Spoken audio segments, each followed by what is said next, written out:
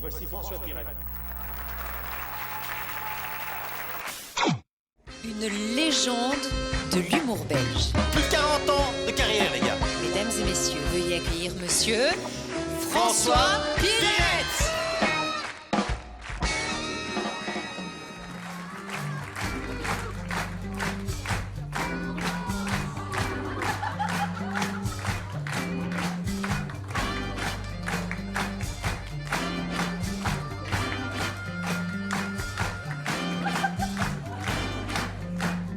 Arnaud, hein?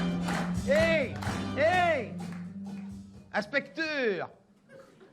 Inspecteur, faites bien au mouillé, hein, en dessous du radiateur, inspecteur.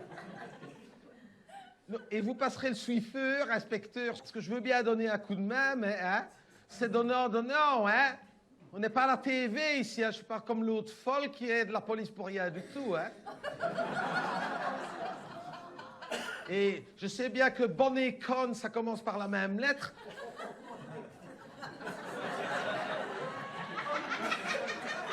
Faites un effort quand même, hein. Mais il faut pas exagérer, hein, inspecteur. Dites, et je les ai retrouvés, hein, les clés de vos menottes. Mais comme d'habitude, glissées entre les deux coussins du fauteuil de la salle de repos. Je les ai mis sur votre casier, inspecteur. Voilà, je m'appelle Marlène Oliveira. Je suis femme de ménage à la police judiciaire de Liège. Et je serai bientôt commissaire en chef. Alors, de temps en temps, je donne un coup de main, parce qu'autrement, les enquêtes n'avanceraient pas bien fort, hein, ici, hein. Oui, parce que j'ai été diagnostiqué à fort haut potentiel intellectuel. Et j'ai quand même 85 de QI. C'est-à-dire en moyenne 35 de plus que la plupart de ceux qui travaillaient ici. Parce qu'ici, tout le monde a à peu près 50 de moyenne. Enfin, 55 si on compte les deux bergers allemands. Oui, j'ai été diagnostiqué ouf-TI. Je suis ouf-TI, ça veut dire ouf, t'es intelligente, hein?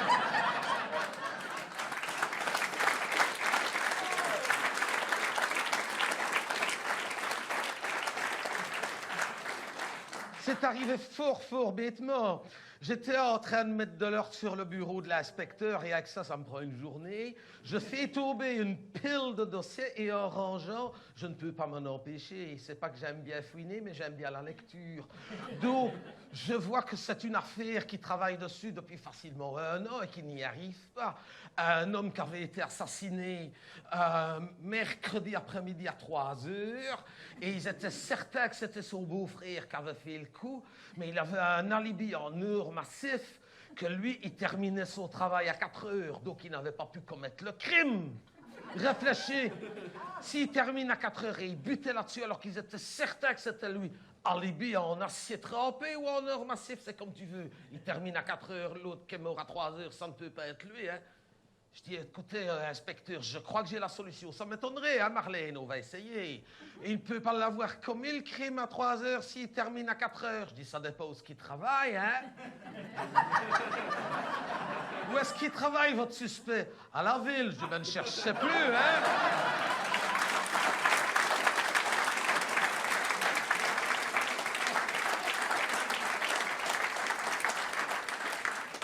Le médecin légiste se serait encore trompé d'1 heure en disant que c'était à 2 heures. Il aurait quand même pu être là.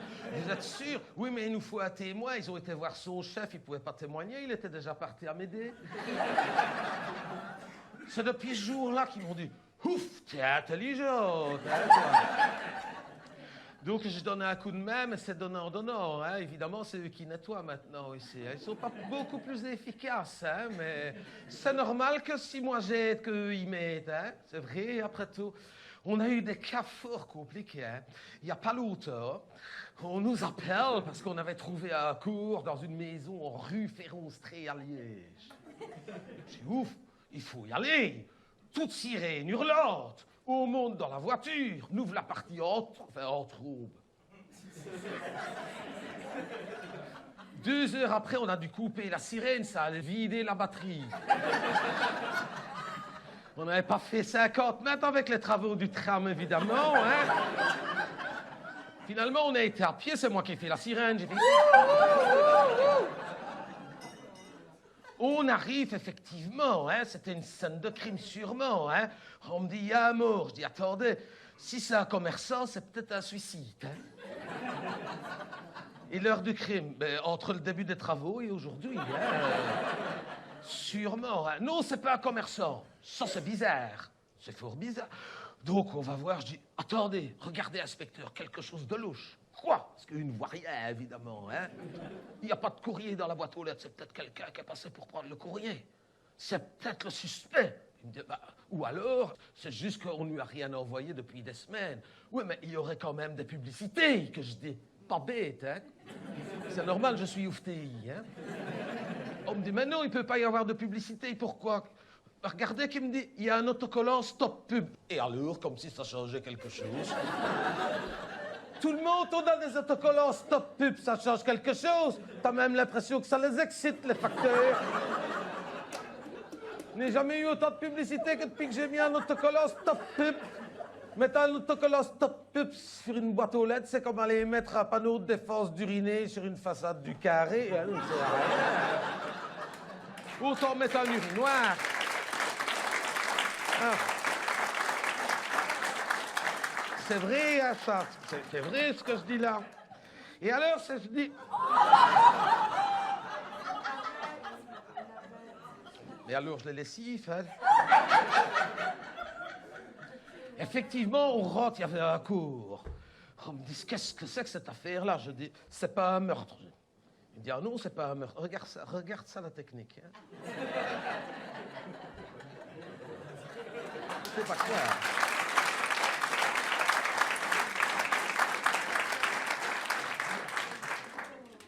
Je suis peut-être la première personne au monde à avoir été applaudie pour mettre un torchon sur une raclette.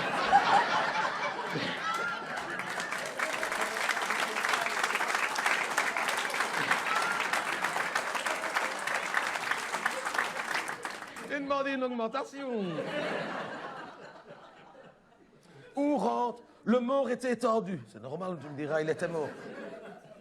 Et rien qu'en rentrant, j'ai dit, stop, ce n'est pas un meurtre, c'est quoi? Ça, c'est une intoxication alimentaire. Comment le savez-vous, Marlène? L'observation. Regardez, il y a un sac de Deliveroo. Et là, il y a un ticket avec l'heure de la commande et l'heure de livraison. Une commande passée le lundi 14 novembre à 18h02. Livraison le vendredi 5 décembre à 20h04. Ben oui, avec les travaux du tram. C'est que c'est délicat des sushis. Quand on habite à Liège, on ne commande pas du poisson cru chez Deliveroo ou Uber Eats, à moins que d'être suicidaire, c'était peut-être un commerçant. D'ailleurs, en parlant de ça, inspecteur, dites, comme j'ai retrouvé les clés de vos menottes, allez délivrer le gamin, il n'y est pour rien, ça fait quand même 3 semaines qu'il est attaché au radiateur.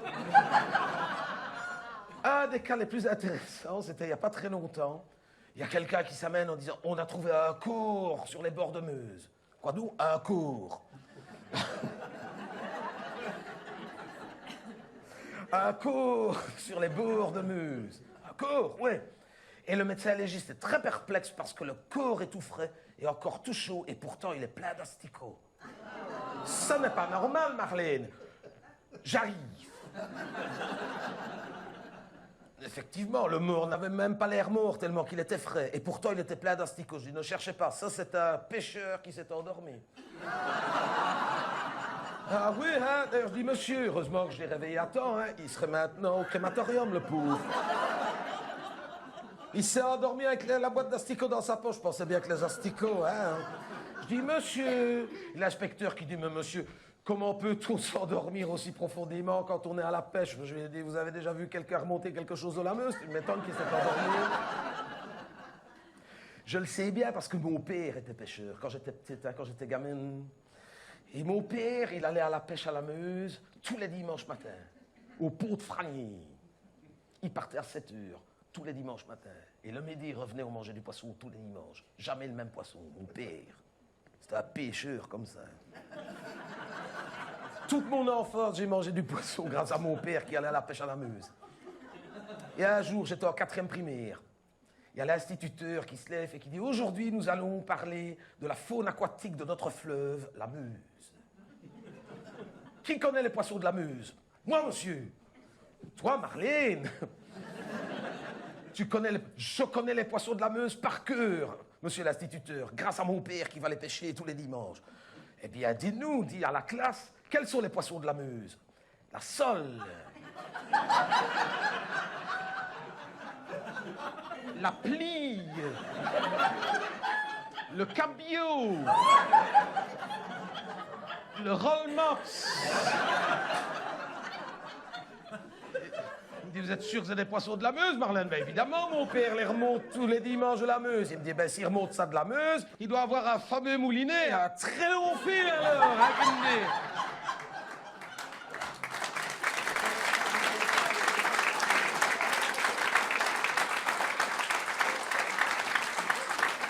Oui, Marie, j'ai eu 0. Ah. Donc j'ai été voir mon père, je dis, papa, hé, le dimanche, quand tu vas à la pêche, tu vas sur le quai ou chez le quai? Et c'est là qu'il m'a dit, ouf, t'es intelligente. C'est la première fois qu'on m'a diagnostiqué oufti. C'est mon père qui m'a dit. Mais parce qu'on dit, ouais, les Liégeois, ça se croit toujours plus malin que tout le monde. C'est normal, à force de se dire chacun, les uns les autres, oufti, oufti, on finit par le croire, hein.